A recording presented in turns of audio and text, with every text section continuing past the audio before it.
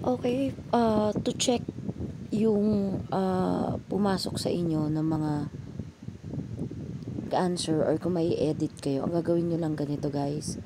Punta kayo kay Drive and then i-assure nyo lang na ang nakalagay yung account nyo. Okay? And then hanapin nyo yung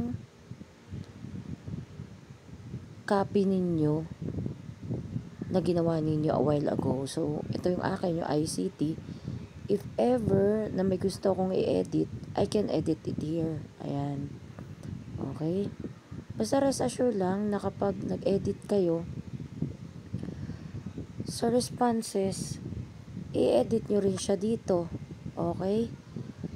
Then, kung gusto nyo na makita yung mga nagsagot, puntahan nyo yung Excel.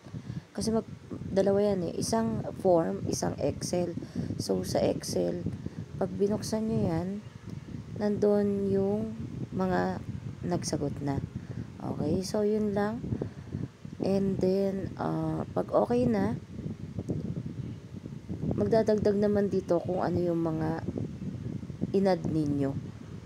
Kung may dinagdag kayo doon sa previews or wala, dito lang po lahat yun.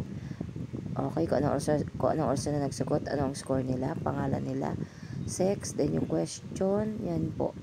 Okay?